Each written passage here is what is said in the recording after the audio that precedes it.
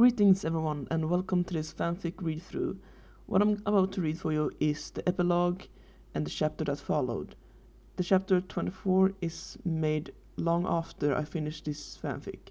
It was sort of an anniversary gift to everyone who was reading my fanfic at the time. I think I was on the 5th or 6th story by the time I was writing this. I sort of wanted to continue writing this story and this part of the story, even though I knew it was over, which was why I wrote this chapter and later also made art to it, which is way better than what I made before. It shows that a lot has changed and that I become better, even though I still use the same words too often, too close to each other's. With that said, enjoy. Ghost Crime, Epilogue, Chapter 23 and 24.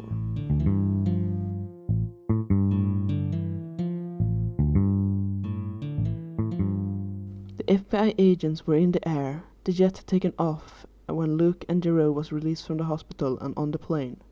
They had been lucky. Jero hadn't suffered any permanent damage to her ears, and although the doctors didn't recommend it, she was okay for flying back home. Luke had been an unlucky one. His knee had been broken, or rather the femur. Screws now held it in place as a cast went from his foot to his hip. Prentice handed Jero a mug of tea and turned to Dr. Lewis, holding up the second cup. "Thanks," said the woman, taking the cup. "No problem. Luke, you want something?" asked Prentice, the agent, who was lying on the couch, legs on the armrest. "I'm fine," he answered, still drowsy.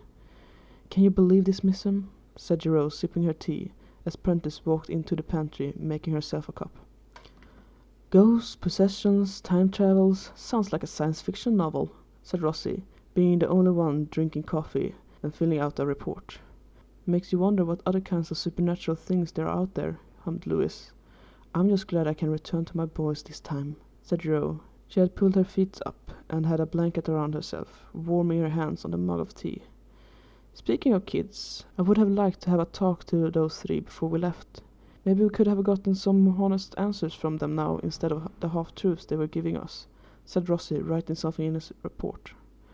"Why don't you ask me now, then?" said a familiar and strangely echoing voice beside Luke's ear, getting the agent to jump. Danny Phantom became visible, floating an inch over the floor, laughing at Luke's expression. "Sorry, I couldn't resist," he said, wiping tears from the corner of his eyes. "How did you get on board?" asked Rosie, having jumped out of his seat and bumped his head on the low ceiling. "I'm a ghost," he said, floating over to sit down on the couch opposite Luke, putting up his right leg. "I can fly." The light started around his stomach and parted, leaving Danny Phantom sitting on the couch in just a pair of boxers and a t-shirt with a Space Convention log on it. The agents took in the teenager's transformation for a moment. There was a thick bandage around his right leg, where he'd stabbed himself, as well as a large amount of bruises going from his knees down to his ankles, over his forearms, and most notably on his left cheek, going up over his eyes. His skin seemed to go lighter as he transformed, making the bruises more notable. "But we're in a plane flying above the clouds," said Prentice, still holding the forgotten kettle in her hand. "I've flown to space. Finding you above the clouds wasn't that hard," he smiled. "Besides, you left before I could thank you." "No, we should be thanking you," said Jero, giving Danny a smile. "I should be thanking you. You saved my life 3 times now." Danny scratched the back of his neck. "You're welcome," he said, a dark shadow falling over his face. "Shouldn't you still be in the hospital?" asked Lewis, remembering her tea and sipping it. "I am," said Danny, holding up his left arm, where a hospital bracelet was still attached to his wrist. "Sam and Tucker are covering for me while I talk to you. I didn't have the energy to split anyways." "So you came here to talk to us?" asked Prentice, having remembered why she was holding a kettle in her hand. She poured hot water into a mug, dropping a tea bag into it. "I came to thank you, mostly. And I figure I owe you an explanation." Something in the boy's posture had changed, Rosie noted. He was more alive somehow, more so than he had even been in the ghost zone after Skulker's attack. He was also open, unlike when they'd asked him questions before. "I think you being both ghost and human explained most of the things," said Jero. "Well, not how you come to be like this in the first place. Do your parents know about what you are?" asked Dr. Lewis. Danny smiled.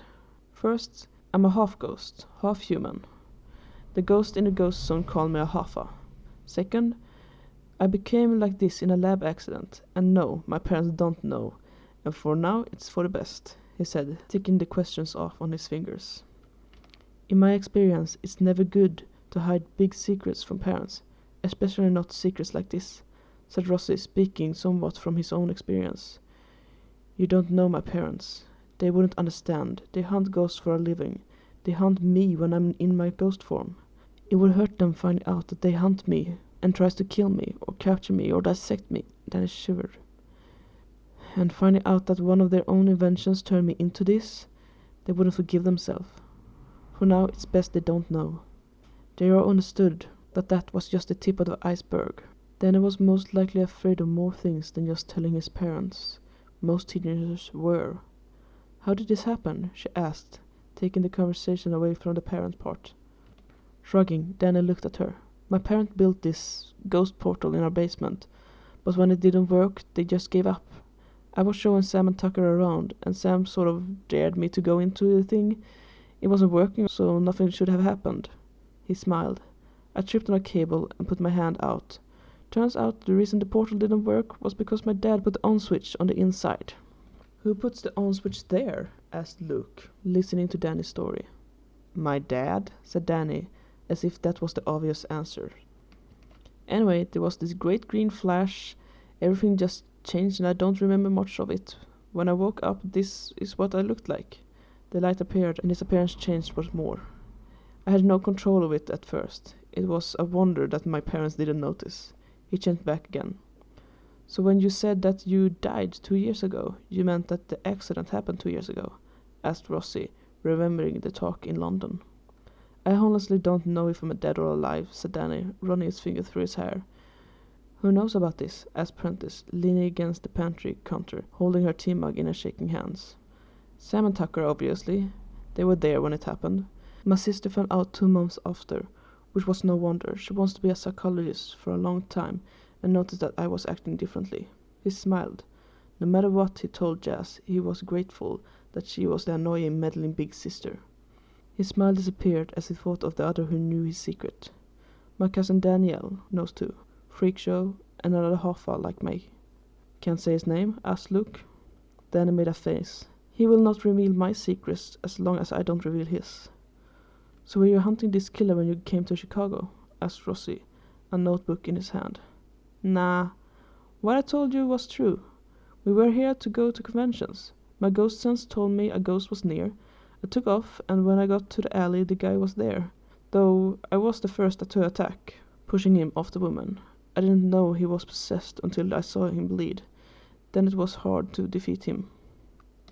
You fought up on the roof of the Indian restaurant, said Rossi, remembering what Detective Vega had told him. Yeah, that was where I got stabbed. Fell down and hit that dumpster before turning back and hitting my head, said Danny with a shrug. How did you survive a fall like that? Asked Prentice, also remembering the conversation with Detective Vega and how high the building had been. Dislocated my shoulder, didn't I? He smiled. Perks of being a ghost. It take a lot to hurt us. And had I been thinking straight, I wouldn't even have hit the dumpster, but gone intangible or stopped my fall altogether. Rossi scratched at his chin. Were you the one who erased the data from the forensics and destroyed the samples of the green stuff? Ectoplasm. It's sort of ghost blood, or what ghosts are made of. He shrugged. I don't really know. Probably why my parents wants to dissect a ghost so much. He shook his head. But yeah, that was me, who destroyed the stuff. That is obstruction of justice. It's a criminal offense. We could send you to prison for that, protested Luke, blinking tired eyes at Danny. There is no proof I did it. I was invisible all the time and wore gloves, he smiled. I'm telling you this because you have the right to know what happened, and you know my secret now, he sighed. You didn't lie to me when I was taken to the hospital, and for that you have my gratitude. You haven't revealed my secret yet, and that's why I'm here, to thank you. Luke, lay off him, said Rossi, and the agent shrugged, but took the order. We're grateful that you helped us get JJ back, and that you are telling us the truth now. Hey, what happened to the 3 hours you were gone? Asked Prentice, having almost forgotten about it. Dennis' smile grew wider, his sharp teeth glinting. I was hanging around Agent Rossi and Elvis for a bit, and then Agent Gero and Dr. Lewis. Wait, you follow us to the crime scene? exclaimed Luke, surprised. Still grinning, Danny went invisible and appeared standing on his good leg, leaning against the back of Ross's chair. That is awesome. I wish I could have done that in my last job. There was a silence while the agents thought of what they wanted to ask the ghost boy next. Rossi looked up from his note and over at Gero. Then he turned to Danny. Both had an expression of regret on their faces, and suddenly it hit him. Danny wasn't just there to thank them. He was there to apologize. "What happened after you cut the shadow thing?" he asked, and a dark shadow played over both Danny's and Jero's face. "When I cut the shadow, he changed host," began Danny, a distant expression on his face. "Like Frickshire said, a ghost can't possess another ghost, but I'm also human. The ghost tried to overshadow me, and I didn't even notice it." He shivered. "The red eyes thing Sam said made me realize what was happening. I managed to turn the ghost on Frickshire instead." "So when you said you were thinking of eating us, it wasn't really you?" said Rossi, trying to find the logic. "No, that was me." Danny lowered his eyes, shame evident in his posture. "Among the powers I have as a ghost is the ability to feed on strong human emotion. That's why many ghosts haunt places. They need human emotions to make them strong. Think of it as a drug to ghosts." He moved his head back and forth. "I don't need to feed on emotions. I'm still alive, but that doesn't mean I'm not affected. The Ripper Ghost used that against me, to control me." Green flashed from his eyes, and I lost to it. "You can't have lost completely," said Jero, making Danny look at her. "I lost to it, and I couldn't do anything. I couldn't stop when swinging the sword at Emily. I couldn't stop when I went after everyone else. But you did." She took a deep breath. "You are here now, not that ghost." There was another pause before Danny spoke. "I'm sorry for what happened. I never wanted to hurt anyone." "You didn't," said Lewis, putting a warm hand on Danny's cold one. "No one got hurt because of you. I'd say that the fact that we can all go home to our families today is thanks to you." "Say, I've been wondering," began Prentice. "How did stabbing yourself defeat the ghost?" Danny blinked his eyes a couple of times as he thought on what the agent had asked. "The sword is double-edged. That's what Frostbite said. Cutting the ghost when it was outside of the host only made it return to the sword to take a new host, me. But when it was in me and I stabbed it, the ghost was absorbed and couldn't take a new host because no one else was holding to it." He scratched at the stitches still in his forehead. The words had the odd sound of truth, even if it was only a theory. "That's why you said that no one should touch the thing," said Rossi, his pen still hovering over the note block, but nothing was written on it. "Where is it, by the way?" asked Danny, lowering his hand. "In a lead case on its way to Conoco. We told everyone that it was emitting radiation.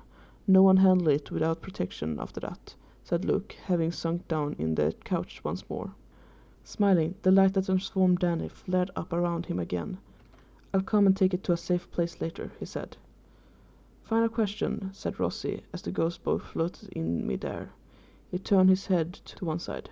"How come you aren't hurting right now? With all the injuries, you should be in a world of pain."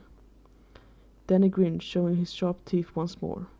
"I heal extremely fast, and I got used to pain a long time ago." "Lucky you," said Luke. "How are you getting off this plane?" Grinning even wider, Danny was suddenly forced backwards, going through walls as the plane simply kept going, but he stayed put, hovering on the exact same spot. But to the agents, it looked a lot different. End of chapter 23. Chapter 24. The wind whipped his hair as Danny fell from the sky. Grey clouds spread over the starry night sky, and Danny turned to see where he was going. His stomach turned as he crashed into cloud after cloud, unable to stop. Flying had been like second nature to him ever since he got his ghost powers, but now he couldn't even turn in mid-air. A glimpse of something more solid warned Danny before the next cloud turned out to be a lot harder than the previous one. He slammed into the ground, left shoulder first. Moving as little as possible, Danny blinked, his eyes staring at the cobblestone under him. Danny slowly pushed himself up out of the mist, looking confused around at the late 19th century London street. The gas street lamps made the mist even harder to see through, and Danny stumbled back, leaning against the white stone wall of a building. He knew the place. He'd been here before. Figures moved in the mist, and Danny was suddenly aware of someone watching him. Searching the figures in the mist, he couldn't pick out any recognizable features, but the feeling of danger grew in his chest. He pushed away from the wall, pulling up the collar of his coat, hiding his face and protecting him from the harsh cold. Walking hurriedly along the street, he soon became aware of hard shoes hitting the cobblestone behind him, following him, making him walk faster without running. A large shadow loomed over him, and then he stepped to the side, letting the horse and carriage pass him, chancing a look behind him in the mist. The thick fog refused to show him anything else than the horse and carriage disappearing into it. Shaking his head, Danny turned to continue down the street. This wasn't a good place of the city. He came face to face with a pretty young face, large hazel eyes staring into his with something like hunger. Danny took a step back. "Sorry," he said, and tried to walk around the woman, when his eyes landed on her neck, and what he had thought was a choker turned out to be a deep cut, blood running down the open front of her blouse. Blinking at her, a hand landed on his shoulder, making him jump and turn around to see who it was. Another young woman stared at him with some sort of hunger in her eyes as well. Blood was coloring her lips, and a cut had slit open her throat as well. He tried to step away when a pair of slender arms wrapped around him from behind, and he could hear giggles. Looking over his shoulder, he saw another woman smile back at him, brown hair falling in a mess around her head. "Let go," said Danny, trying to break the hold. A hand gripped his jaw, making him turn to its owner, seeing a bunch of women dressed in everything from proper Victorian dresses to gym clothes, their hungry eyes fixed on him as they reached for him, grabbed his arms. Blood and organs were spilling from their open guts. Their hands pulled at him, grabbing his hair. The sharp nails scratched deep into his skin, digging into his muscles. One of them, with a black short hair, pulled his face close to hers, the purple eyes glowing with hunger. And then she pressed her bloody lips to Danny's, stealing his breath. Panic overtook him, and Danny tossed and turned to get away, to get free. The gleam of metal flicked in his eyes as the ornate carved sword came down on him, and he screamed. Sitting bolt upright, pain flashed through him, and Danny pressed his arms to his stomach, gasping for air. He was shaking. Sweat was rolling down his face and arms.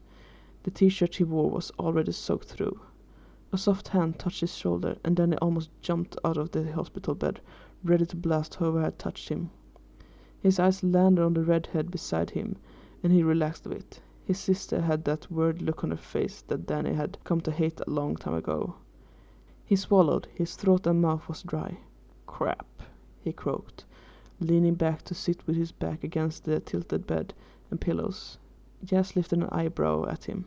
"Crap as in your sister saw you have a nightmare, or crap I'm going to give you a psychological reason to your nightmares and have you talk to me?" she asked, handing him a glass of water. Drinking all of the water in a glass, Danny wiped the sweat from his face, still feeling lightheaded and cold from the bloodlust, even though the doctors had given him a transfusion that should have made the symptoms go away. "Crap, you scared the living daylight out of me," answered Danny, giving Jess what he hoped was a reassuring smile. She punched his shoulder lightly with a thick book she'd been reading. He'd seen grey morning light coming through the window in the hospital room before falling asleep. It was still dark outside, and heavy rain was hitting the window. "Ghost joke aside, little brother," said Jazz, snapping her fingers in front of his face to get his attention.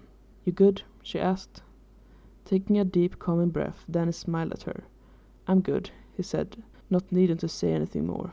They had long ago made the meaning of the words clear to each other, and not saying that he was fine meant that Jess would believe him. "You want to talk?" she asked, sitting back in the only chair in the small hospital room. There was another bed in the room, taking up whatever space there was left. Sam and Tucker had left for the hotel, getting their things with Tucker's parents, who had arrived shortly after Jess. The Folleys were like second parents to Sam and Danny, letting their parental worries spill over onto them, as well as making sure they were also all right. There was a knock on the door to the room, and Danny let out an annoyed sigh. "No," he groaned, watching as a big-shouldered nurse and his favorite doctor walked through the door, holding a chart to his chest. "Not now, at least," said Danny to Jess, giving her a meaningful look. Pushing himself to sit up a bit more comfortably, he glared at Andrews. "You really have mastered that glare," said Andrews, handed the chart back to the nurse, who took it standing a bit to the side. "How are you feeling?" asked the doctor, turning his attention to the monitors connected to Danny. "Great, was thinking of running a marathon," said Danny, his words dripping with sarcasm. Jess pinched his arm, and he gave her an annoyed glare, which she returned. Andrews reached up to the IV and frowned. He looked down, following the line to where the needle lay on the bed beside Danny. He pulled it out when no one was looking. The doctor picked up the needle and gave Danny a look. "You serious?" he asked. Danny shrugged. "You know we don't give you anything that will hurt you," he said, getting a new needle from the nurse. "Then why am I feeling this shitty right now?" asked Danny, pushing back the sweat-soaked hair from his face with a shaking hand. He was pretty sure that whatever the doctor had given him after he fell asleep on the operating table wasn't reacting well with his ghost half. "Depends," said Andrews, grabbing Danny's arm, cleaning a spot on it to stick the second needle in. "On what?" asked Danny, his eyes widening when the man wasn't picking up the IV line to stick it back into his arm, but instead took out a blood sample bottle. Jess saw his reaction and put her warm hand on Danny's free one, a supporting presence beside him. Locking his eyes with Danny, Andrews poked his forehead. "If this fever is because of some virus in the blood transfusion we gave you, or if it's because your blood is creating antibodies to fight the blood, it could also be an infection from your injuries. You don't look like you follow my recommendation to take it easy and not to open your wounds." Scowling, Danny rubbed at the spot on his forehead where Andrews had poked him. "I'm taking a blood sample for the lab so we can determine what is causing this fever, and after that I'm going to put the IV line back in," he went on explaining, drawing blood from Danny. "What if I say no?" asked Danny, his eyes fixed on the bright red blood filling the sample bottle. "You might die," said Andrews, and Jess's hand tightened on Danny's. Danny, on his end, had a hard time hiding the smile tugging at the corner of his mouth. He wasn't afraid of death. It wasn't as bad as everyone thought. Hell, he was mostly dead already, so he should know. "You know, I'm leaving as soon as Mom and Dad gets here," he said, and Jess pinched him. "Ow!" he protested, glaring at his sister. "What gives?" "Oh, you are staying here until we know you aren't going to die in the car on the way home," said Jess, crossing her arms, daring Danny to argue with her. "Geez, since when did you become Mom?" he said, but didn't have the energy to fight her. "Mom and Dad will be here in 4 hours," he sighed, rubbing his eyes. "If I'm not feeling better by then, he shrugged. "Let them decide." Jess lifted her hand and messed up his hair. "That's what will happen," she said, smiling at him. "Don't worry, though. Bet you will be running that marathon before Mom and Dad gets here." The doctor rolled his eyes, putting in the IV again, glancing at the monitors that was registering the boy's body temperature. He had a temperature of 106 Fahrenheit, which was barely high enough to register as a fever, but he was sweating like it was 104. His skin was still pale and eyes shiny. There was a quick knock on the door, and the boy's friends walked in. "Hey, we brought burgers," said Tucker, holding up a paper bag. The girl Sam was carrying 4 mugs in her hands. Danny smiled and straightened, the tiredness Andrews had seen a moment before disappearing behind a smiling mask. Taking the blood sample, he and the nurse left Danny to eat with his friends. End of chapter 24. This has been Ghost Crime, the first fanfic in the series I Am Danny Phantom Through It All. Thank you for listening.